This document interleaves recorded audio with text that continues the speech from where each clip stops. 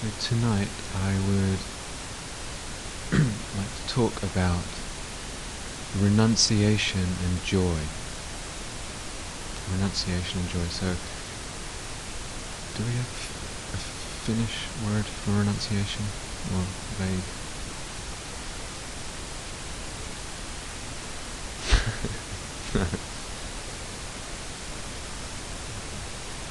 Okay. Anyone hear that? So even in English, this is not a very common word. It's not a word that one hears a lot. And I'll go into what I mean by it. Renunciation and joy. It's not a word one hears a lot. It's not a word that in our society, it's not an idea, an ideal that people give a lot of respect to.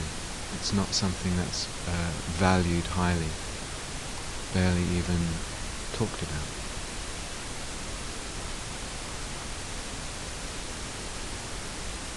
And sometimes even in the Dharma world, it's not actually talked about. It's not also given perhaps the respect or consideration or investigation that it perhaps deserves. So I had been practicing, I think, at least 10 years, maybe 15, before I discovered that renunciation was actually part of the Eightfold Path that Kobe was talking about last night. And it's one part of right intention, one part of what our intentions are. And no one had ever said that. I'd never heard it. So we, all of us here, are not monks or nuns. We're not monastics, we're lay people, which means that we most of us sometimes, have romantic sexual relationships, we have money, we have possessions, etc. And it's interesting what the reactions can be, or often are, from lay people around renunciation. So sometimes it's just like a horror. It's like, ah! And it's just a complete door slamming shut. No, thank you. No considering. Or sometimes the opposite thing happens, and the person thinks, oh, my practice is completely useless unless I'm living in a cave in the Himalayas and eating only snow, once every 3 days, and then I'm not really practicing. And it's like there's no middle way. Something is not very alive there. So, if I only want to do one thing tonight, what I certainly don't want to do is tell anyone, you should do this, or you should give up this, or this is how much you should give up, or anything like that. What I would like to do is just invite all of us, can that question become alive again? Is it possible that we can move through our life that question, among other questions, is really alive? Is really alive? Can we ask ourselves, what does it mean for me? What is its value? Let me experiment with this. So, this isn't about should, either coming from me or coming from someplace inside oneself, some inner, super ego, whatever it's called, the inner authority. Can it actually come from the heart? Can it come from the heart? Something deep inside. That keeping alive of the questioning in our life is one of the main things that keeps our vitality as we grow older. Keeps our passion and our fire in our life. And we need that. We really, really need that. Absolutely we need it for practice, and we need it in our life. It's actually quite a rare thing for a human being to really keep that passion and fire for life, for questioning, alive all through their life. So, old enough now that I can look back at my sort of teenage years and some of the sort of crowd we hung out with, and you know what it's like, everything that you get up to. And yet there was still such a beauty there of openness and questioning and vitality and creativity and experimentation. And then some of those people, you know, a couple of decades on, where has it all gone? What happened? What happened? How the vitality, the questioning, the openness, the fire has gone.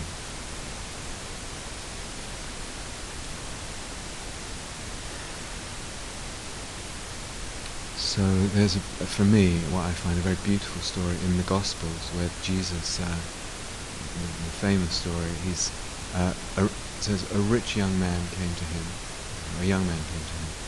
and said, Master, Rabbi, what do I need to do to enter the kingdom of heaven, to see the kingdom of heaven? And Jesus said to him, don't steal, don't cheat on your wife, don't murder, etc. And he outlines basically some ethical behavior.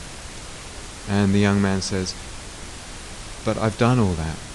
And then very beautiful, it says, then Jesus looked at him and he loved him. He loved him. And he says to him, you're lacking one thing you lack.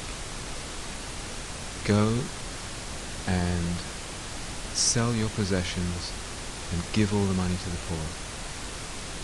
And it says then the man's face fell, and because he was rich and he couldn't let go of it, and he went away. And then afterwards Jesus turns to whoever was near him and he says, that's the famous quote, easier for a camel to pass through the eye of a needle than for a rich man to enter the kingdom of heaven.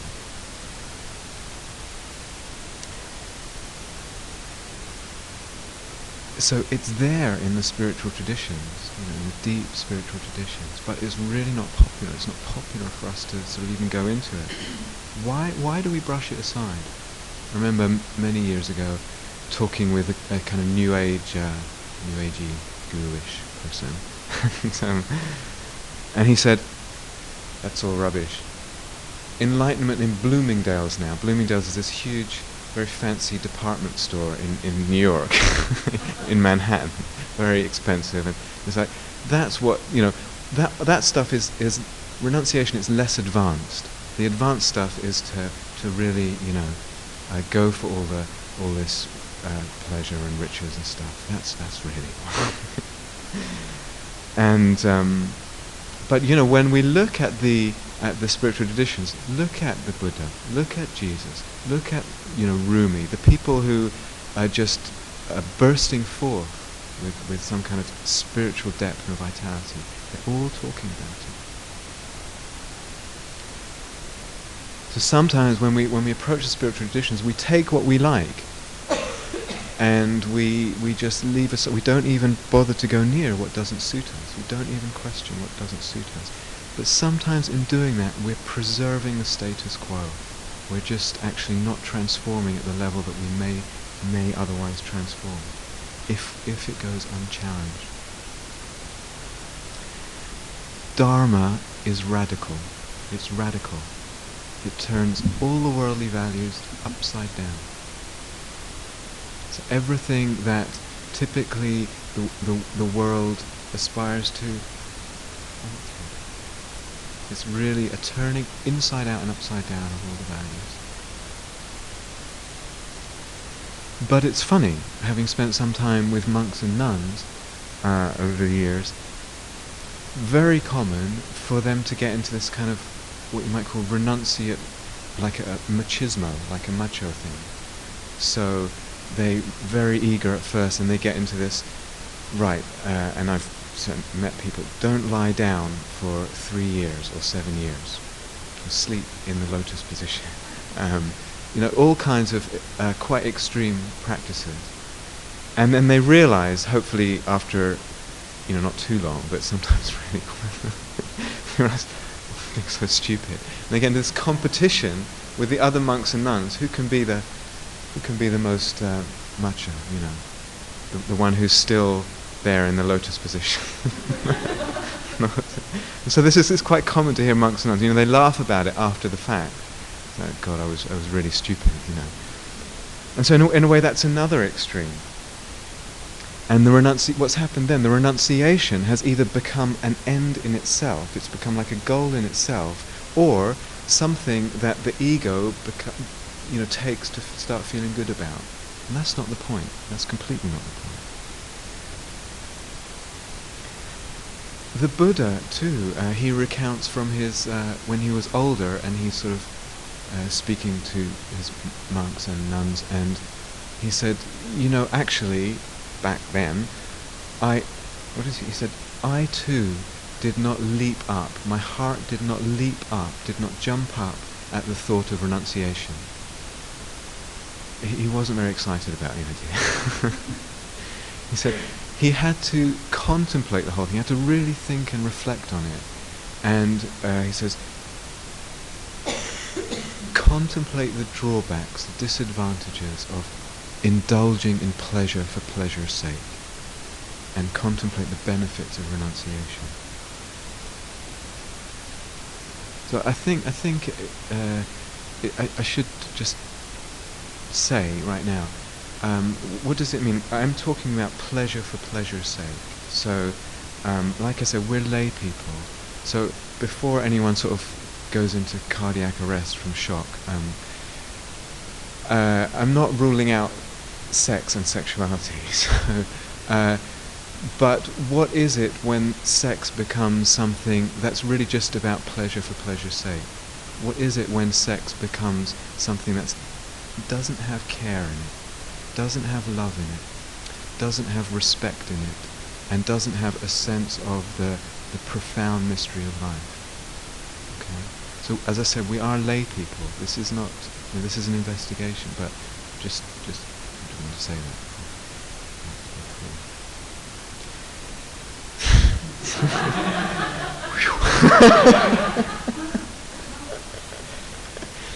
So, or else I get all these notes.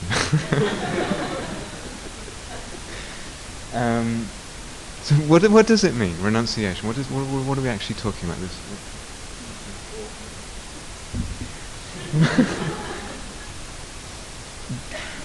Giving up, doing without, cutting down, letting go of certain pleasures or comforts or conveniences or securities in order to experience a deeper meaning or a higher meaning or a more important goal, to accomplish a more important goal. So that's a sort of simple definition. So in a way, everyone on retreat now, the food has been really lovely, but we pretty much don't have any choice. It just gets put on the plate, and you can't really eat after the 3 meals. There's no food available. We're sharing rooms. Beds could be great, but they could be uncomfortable, etc. So there's a lot we're doing without for the sake of freedom. So what that means is that things like going to the gym or dieting, which is really popular in the West, don't actually count as renunciation, because in a Dharma sense, they're not for freedom. Most people diet because they want to look more attractive, because they feel bad about their body, or they want to find a partner, or to feel they're attractive or something. So there's a difference here. And nowadays it's quite rare in the world for people to say, I'm fasting. What you hear is, I'm dieting. Some people are dieting all their life. What's going on with all this? So it's for the sake of freedom, for the sake of insight, for the sake of spiritual joy. And this is where I want to make this connection tonight: renunciation and joy. Freedom, insight, spiritual joy. It's not also for the sake of self-control. Sometimes I want to master myself. I want to, be able to control myself. It's not particularly interested in that. So there's the giving up of pleasures and comforts, etc., that are not conducive, not leading to freedom and all of that. again, including pleasures that are, say the pleasure of enhancing the ego, or of power, or of being in a certain role, or having a certain image with others. All of that stuff, which is so often what our lives, particularly in this society, but it's a human thing, can get diverted into. Either possessions, or money, or pleasure, or status, and so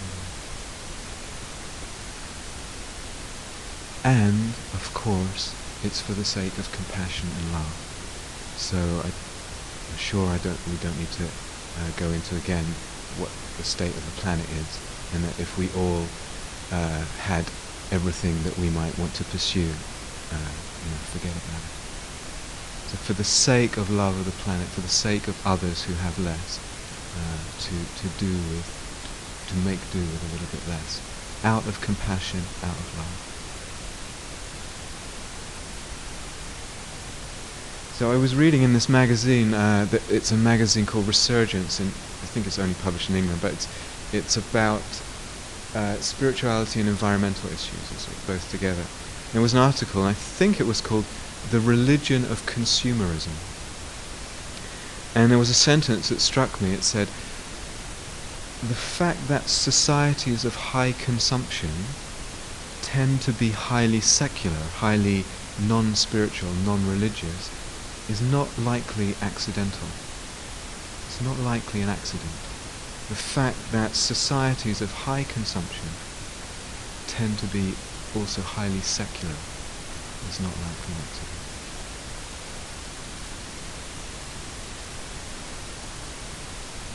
So, renunciation is a very powerful thing. It's extremely powerful. It's not obvious at first that it would really do us any good, but it's something extremely powerful, extremely valuable on the spiritual path. It feeds other factors of the path. The quality of renunciation feeds the other factors that we need for opening, for transformation, for freedom. So renunciation, exploring renunciation in our life, feeds, it enables a quality of spaciousness. This is not something that we're that acquainted with, that we're that familiar with. Mostly we're used to quite a narrow sense in life. Because sometimes on meditation retreat one gets a sense of spaciousness. It doesn't have to be confined to meditation retreat. Sometimes our life, our minds, our busyness, it seems so constricted that we're yearning for spaciousness, we long for it, and sometimes we fear it too. And we have a very ambivalent relationship even with the idea of spaciousness. The spaciousness brings with it so much, the lightness of being, the sense of the burden of life being lifted for some time at least. There's a sense of expansion. Renunciation brings spaciousness, brings also simplicity and clarity. And again, these are things that are not that common to us. We need these qualities. Sometimes we feel our life is too complex. There's too much going on, there's too much confusion. We lack the clarity. We can begin with renunciation to, it enables us to see life more clearly and more deeply. And then enables us to feel our humanity more, the fact that we are human beings. We are human beings. Sometimes we can forget that. This body comes from the earth, it will return from the earth. We are human beings walking on the earth, breathing the air of the atmosphere. And somehow we can get with too much comfort, too much acquisition, too much stuff, we actually lose contact with that. And in a way, we lose contact with a kind of most basic honesty about life, which is the fact of our death. We lose contact that we are living and one day we will be dead. And somehow too much stuff, it's just like a veil over all that. And when a human being loses their awareness of death, then it's like they're unhinged in a way from life. They're not living in reality. We're not living in reality. A real honesty about life and death, which is a beautiful thing. Renunciation also feeds love. How can it possibly be that there is a strong and continuous flowing out of giving, of care, flowing out from the heart, if I'm spending so much energy and concern and time trying to get the flow to go in, I want, I require? How can it be?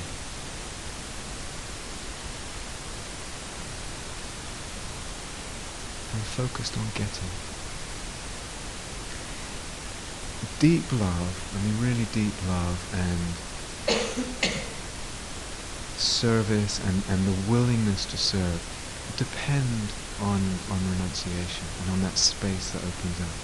So if sometimes we feel in our hearts, it's almost like the whisper, sometimes it's more, sometimes it's a very loud calling, something that wants to love in this boundless way, wants to do something for humanity.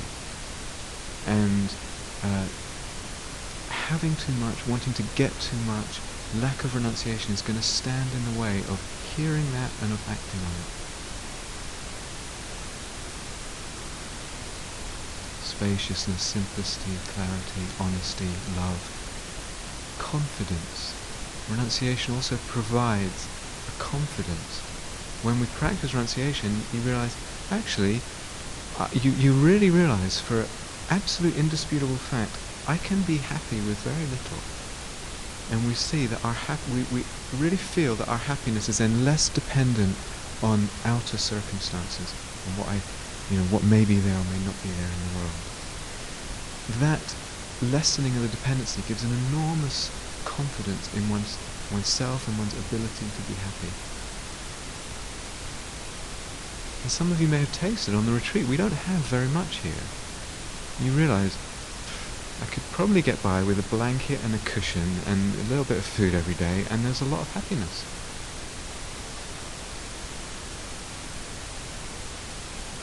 Sensitivity. When we indulge too much, it gets dulled. The senses and the sensitivity actually become dulled. And maybe even more important, our sense of spiritual urgency, our sense of, like I said, this passion, this spiritual passion, can become really, really dulled almost to the point of extinction. That it's a flame almost gone out if there's too much indulgence. So renunciation can provide enough space for the depth of life to be felt regularly. That there is this sense of wonder, of awe, of mystery, of being really touched by life. Not something that we, say when we're older. Yeah, I remember about 25 years ago, one time I looked up at the stars and for a couple of minutes I sort of felt something, It's sad, because the human being is, the possibilities are much more. 2 or 3 times of deep wonder in a lifetime is not, in a way, it's not enough. It sounds harsh to say it, but it's not enough. That wonder, that awe, that being touched by life is crucial. It's crucial to the journey for our well-being, and the journey towards freedom. And it's transforming. We're transformed by that kind of openness and that kind of being touched by life. Krishnamurti, the Indian philosopher, died 10 or 15 years ago, I can't remember. Sometimes he would put things quite harshly. It sounded very judgmental, but he had a sentence that was very, very strong.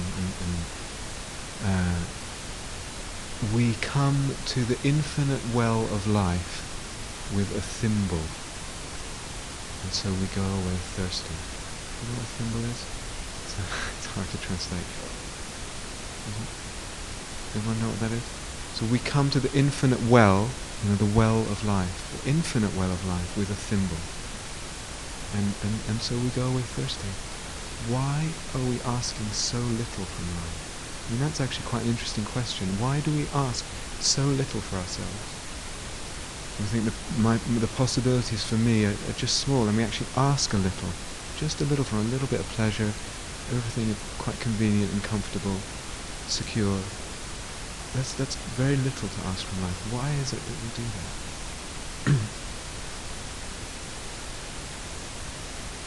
So,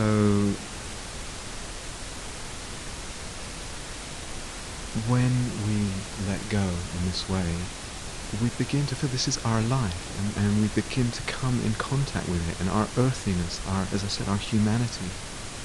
We are earth, and we begin to feel that more, because we're not so busy protecting ourselves from being a little bit uncomfortable, and sort of cushioning the earth, cushioning reality. We feel connected, and I went into this the other day, and the importance of feeling connected. And we're less numb, less comfortably numb.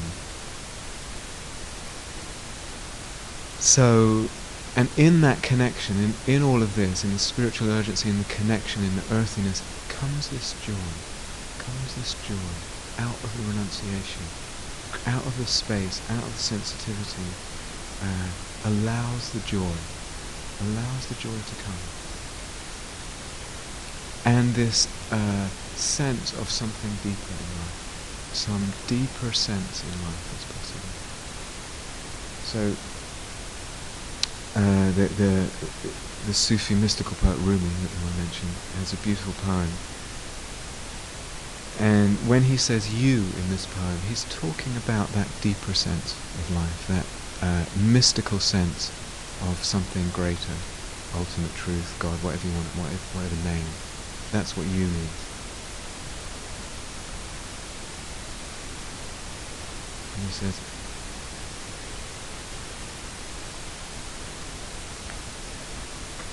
when it's cold and raining, you are more beautiful. And the snow brings me even closer to your lips. The inner secret, that which was never born, you are that freshness, and I am with you now. I can't explain the goings or the comings.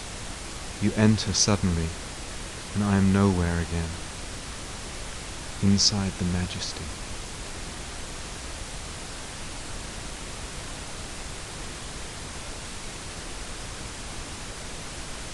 So sometimes it is cold and raining, and at home or on retreat or whatever it is, and we don't feel like going for a walk. Something is actually, this is quite interesting. So I had a teacher who said, when you don't feel like going for a walk, when it's raining and whatever, and you don't feel like going for a walk, go for a walk. Why? Because actually, it's not that the rain is a problem or it's cold or anything. It's actually that the heart has become a little bit closed. It's more to do with the heart. And actually going for a walk can just enable something to open a little bit. We get too caught up in what's going on in terms of the comfort or the convenience. It's actually a matter of the heart. That's the central thing here. And he continued, if you're hungry, when you're hungry, don't eat. Obviously not every time. Sometimes, there's hunger, and of course we eat, but maybe don't eat. What would it be not to eat? When you're tired, sometimes, don't go to sleep. What would that be? Because there's something about the heart and the openness and closeness of the heart here. So, as I said at the beginning, to experiment with this, just to experiment, can that be alive? It's not coming from should, not at all coming from should. So in the path, in the Dharma path, we investigate different kinds of happiness. That's very much a part of what the path is and what the Buddha put emphasis on. Different kinds of happiness and different kinds of pleasure. Okay? How long do they last? How deep do they go? What gives rise to them? How do they fade? all this becomes interesting. The depth and the life of different kinds of happiness. So the happiness of really nice taste. There is a happiness to it. There is a pleasure to it. No one would deny that. But there are lots of other kinds of happiness, and just to really begin to investigate and know for oneself the whole way it all works. Sometimes we have expectations that something or event is really going to make me happy, and so when we notice that, we have this expectation, leaning forward into it, just to track that. Okay, this is the expectation. Let me actually see, how much does this thing deliver? How much? How much depth? How much long-lasting happiness does it deliver? Just to see, to experiment. So I remember years ago, in almost feels like another life, I was a musician. I was a composer of music, and I was living in America, and I had a long piece, and one of my long pieces, a very well-known orchestra in London said they would play it. And this was, huge, great, and all my composer friends, fantastic, the great career break, it's going to be brilliant, and da-da-da-da-da. And I got very excited. I thought, wow, they're going to play it fantastically, there's going to be all these people there, it was going to go on the radio, all this. So there's a lot of excitement, and some little voice in the back of my head saying, watch, just watch.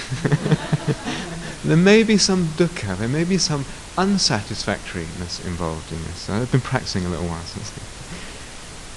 And so the time came, and I went, and there was really a lot of dukkha involved. So they had miscalculated the rehearsal times. So this very long, very complicated piece had very little rehearsal time and was going to be played on the radio in front of thousands of people. And I won't go into the details, but so there was quite a lot of. It was quite very tense for me. It was quite a lot of suffering involved. And I flew back to America, and a few days later, I was just doing my laundry. So I took it to the laundromat, and was walking back with my laundry in my arms, and the sun came through the clouds, and I was not particularly thinking of anything, just relatively tranquil but alive, and just watching the sunlight as it came through the clouds and just touched the houses and the trees, and just sort of the tenderness of that and the beauty of that, and joy, lovely, simple joy, and was very interesting contrast. Very interesting that no expectation of this, no hype, all there was a simple presence and a simple openness to the moment and the beauty and the wonder of the moment, and the gift of joy. And this other thing was, really quite painful. It wasn't all bad, but so what I'm saying is to track this question of joy. There's a lot of different kinds of joys, a lot of different levels of joys. Track it all. Pay attention to happiness. Are we really, really, really interested, passionately interested in happiness? Not just superficially interested in happiness. Really, really interested in happiness. So that all this becomes really clear. So clear that all that advertising that I'm sure it's the same in Finland, but certainly in America and England, bombarded by advertising, buy this, you need this,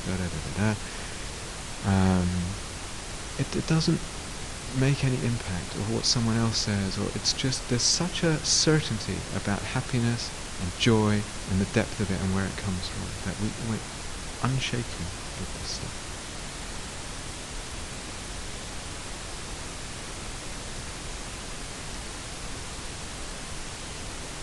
No amount of money, no amount of anything is going to really shake that conviction when it's there. So we have a lot of assumptions and beliefs about what we need to be happy, and most of them go unexamined. And it's really, I think, important to start shaking that up and really keep examining that.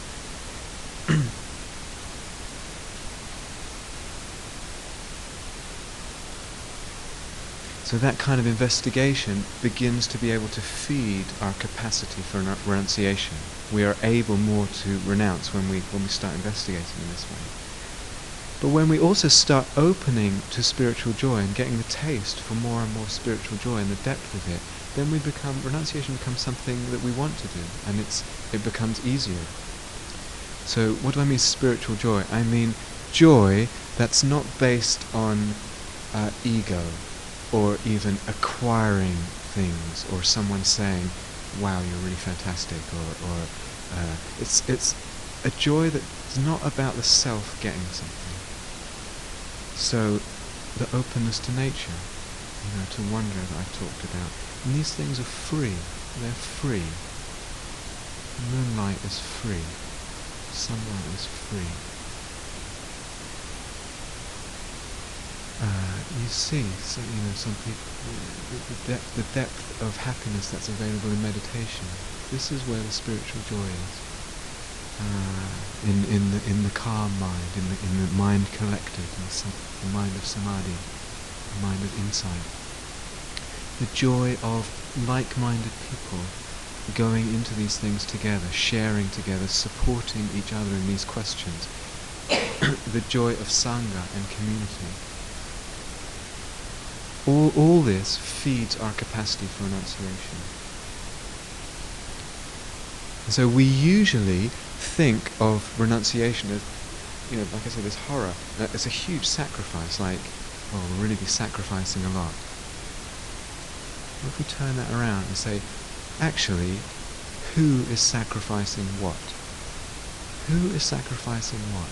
If I live a life that I am closed off to the fullness of joy, the fullness of openness and that kind of receptivity, which is the biggest sacrifice?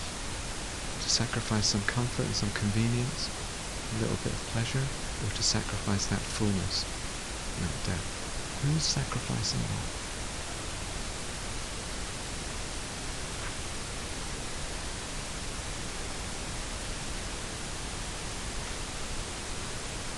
So another thing that feeds our capacity for renunciation is of course insight.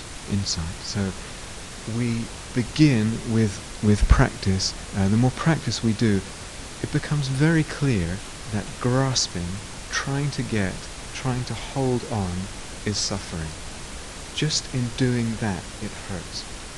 Not only because what we try and grasp and hold on to will go,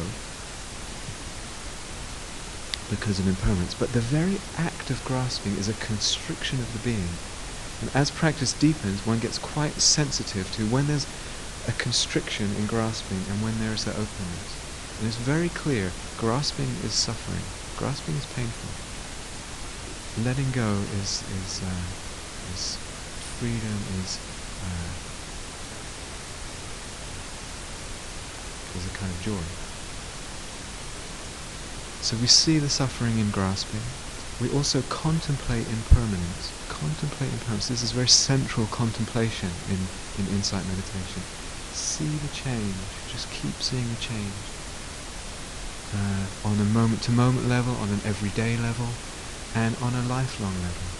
So to reflect, can we reflect many times in our life, regularly, on the fact of our death? So again, this sounds morbid, or scary, or I don't know, But our life is maybe 60, 80, a max 100 years. The universe is 14 billion years old. A long time.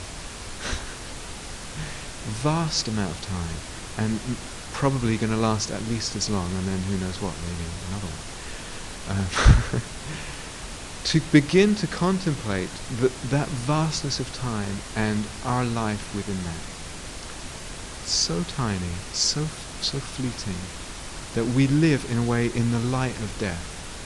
Have that consciousness of death be something that comes into our life to make our life precious, to give our life depth, and to put it in perspective. So this moment right now, there's sight and there's sound. It's all in the context of that vastness. It's in the context of death.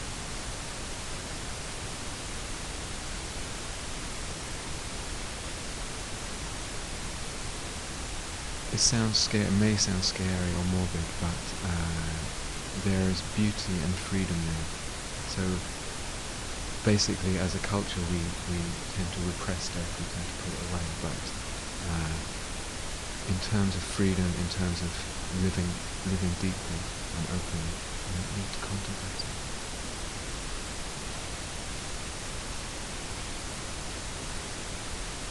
So the pain of grasping and impermanence and death. Also, looking into, in a way, the emptiness, the meaninglessness, real meaninglessness, of what has come to be so valuable in society. So the other day in the paper, in a newspaper in England, there was a picture of, they found the world's biggest diamond, and it was worth, I think, £6.5 million. That's about 9 million euros or something. Piece of stone. What has come to be invested with value?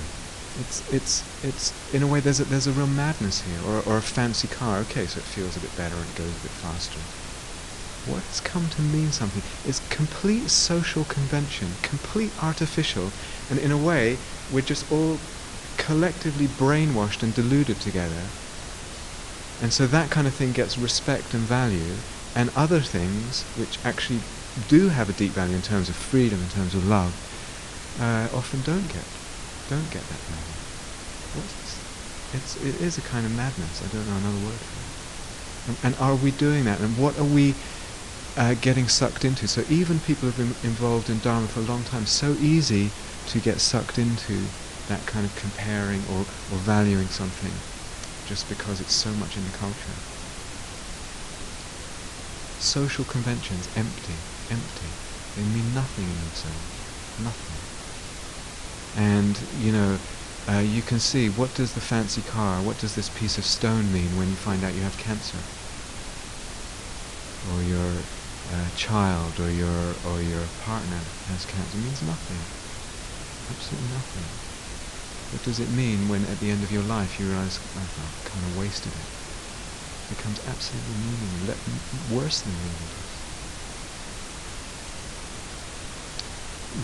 In other words, their perceived value is not independent of what mood I'm in. The mood I'm in when the doctor tells me I have cancer, the diamond is going to, given that mood, it's going to be meaningless. The diamond, car, etc. in itself is nothing independent of my mind and what the mind gives it. And from another perspective, actually, anything that we say, I own this, all it can ever be is an impression in awareness. So I can say, I own a house, or I own a car, or I own, this watch or whatever.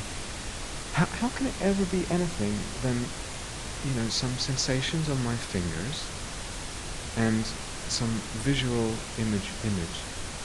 How can it ever be more than that? In a way, the whole notion of ownership is a myth. It's an unreality. It's a fiction.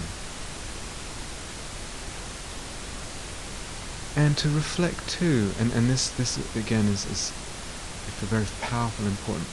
What forces are really driving our life?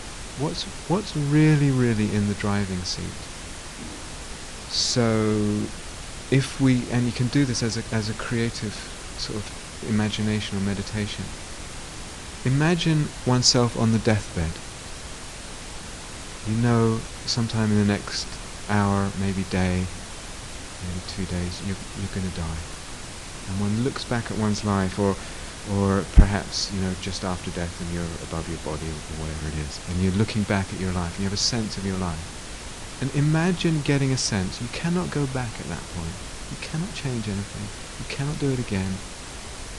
You cannot return. And imagine realizing that what has been in the driving seat has been these little impulses for comfort, convenience, a little bit of pleasure, a little bit of security. Watch the feeling there. Can't go back. Versus at the time of death, looking back and saying, I feel as much as possible, a lot of the time, I put freedom first. I put love and care first. I put the truth first.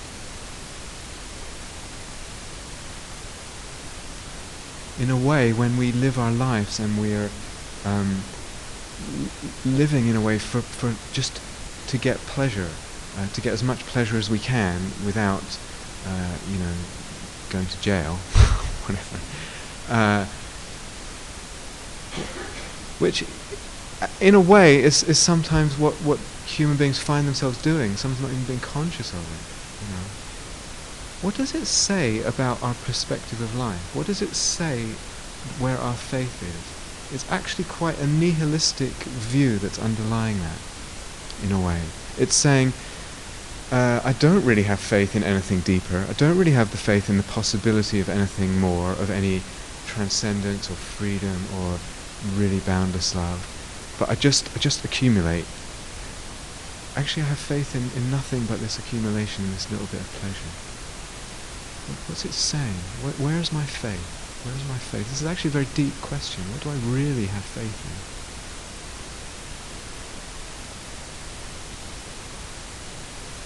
So, in opening to this question, and say again, it's a question. Sometimes the job of a teacher is to really kind of comfort and support, and sometimes the job of a teacher is to actually challenge. So I'm just kind of stepping into that role a little bit. Do we dare to challenge our habits about this?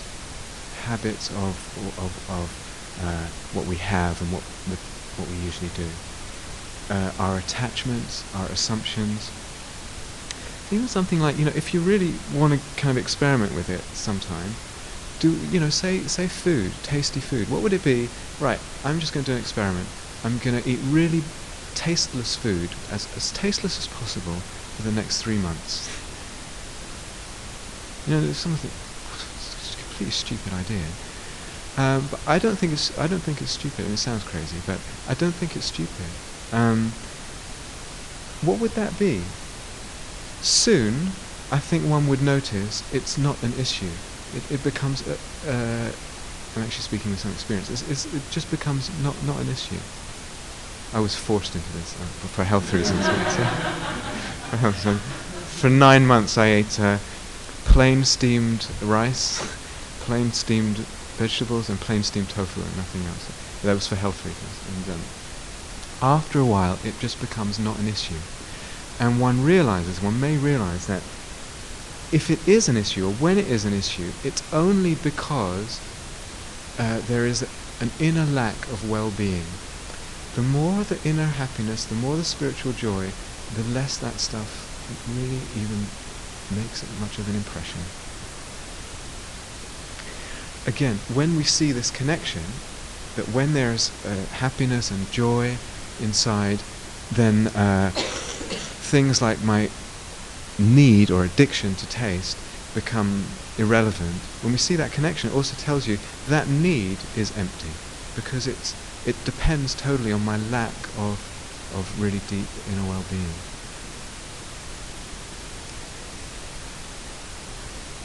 So this mindfulness that we go on and on about, and sensitivity that I in particular sometimes go on and on about, it's a little bit of an acquired taste.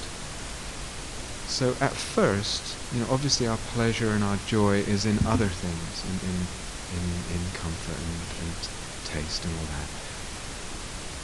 With a little bit of practice, a little bit of quietness, mindfulness and sensitivity themselves begin to feel beautiful. We begin to get a taste for them.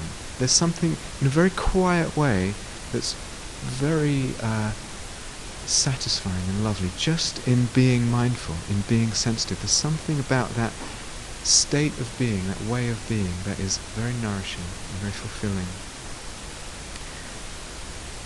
And we become sensitive to the subtle aspects of life, and we love that sensitivity versus boredom, or versus, as I was saying, I think the first night, seeking more and more intense experiences to get fulfillment. It's interesting. If you really start to pay attention to all this stuff, you notice there's a certain amount of comfort. Maybe that just that extra biscuit, or a certain amount of comfort in the room, or whatever it is. It just almost imperceptibly puts the mind just a little bit to sleep. So again, check this out. Check it out. Just be open and ask. There's just something that just goes over, and I'm not even talking about huge luxury and stuff. Just to see, when does the mind go to sleep? It's just a little bit more comfort, and something goes to sleep. Something closes in the heart. There's a bit of dullness, a bit of sensitivity. It's not like we're snoring or anything. It's just something closes.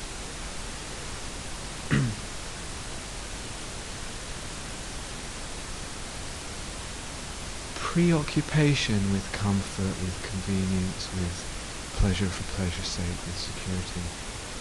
It closes the heart. It closes the flow and the access to what I would say really deep and wide feelings.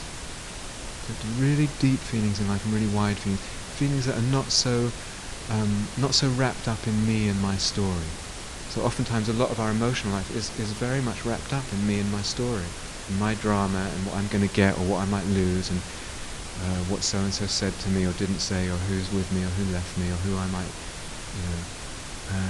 and there's a whole other dimension of the heart's range, depth and width, that too much of a preoccupation with comfort and all that, it will actually close that off.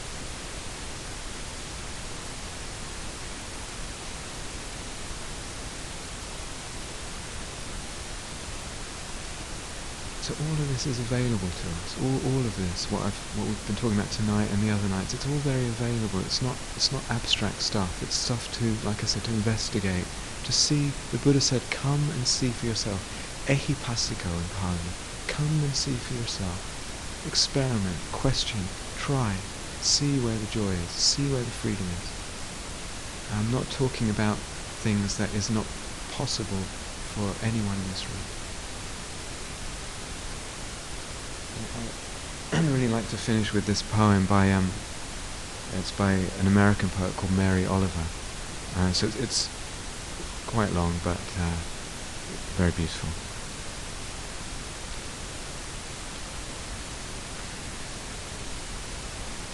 It's called "Am I Not Among the Early Risers?" Am I not among the early risers and the long-distance walkers? Have I not stood, amazed, as I consider the perfection of the morning star, above the peaks of the houses and the crowns of the trees blue in the first light? Do I not see how the trees tremble, as though sheets of water flowed over them, though it is only wind, that common thing, free to everyone and everything? Have I not thought for years what it would be worthy to do, and then gone off, barefoot and with a silver pail, to gather blueberries, thus coming, as I think, upon a right answer? What will ambition do for me, that the fox, appearing suddenly at the top of the field, her eyes sharp and confident as she stared into mine, has not already done? What countries, what visitations, what pomp would satisfy me as thoroughly as these woods on a sun-filled morning, or equally in the rain. Here is an amazement. Once I was 20 years old, and in every motion of my body there was a delicious ease, and in every motion of the green earth there was a hint of paradise. And now I am 60 years old, and it is the same. Above the modest house and the palace, the same darkness. Above the evil man and the just, the same stars. Above the child who will recover and the child who will not recover, the same energies roll forward. From one tragedy to the next, and from one foolishness to the next. I bow down. Have I not loved as though the beloved could vanish at any moment, or become preoccupied, or whisper a name other than mine in the stretched curvatures of lust, or over the dinner table? Have I ever taken good fortune for granted? Have I not every spring befriended the swarm that pours forth? Have I not summoned the honeyman to come, to hurry, to bring with him the white and comfortable hive? And, while I waited, have I not leaned close to see everything? Have I not been stung as I watched their milling and gleaming, and stung hard? Have I not been ready always at the iron door, not knowing to what country it opens, to death or to more life? Have I ever said that the day was too hot or too cold, or the night too long and as black as oil anyway, or the morning washed blue and emptied entirely of the second-rate, less than happiness, as I stepped down from the porch and set out along the green paths of the world?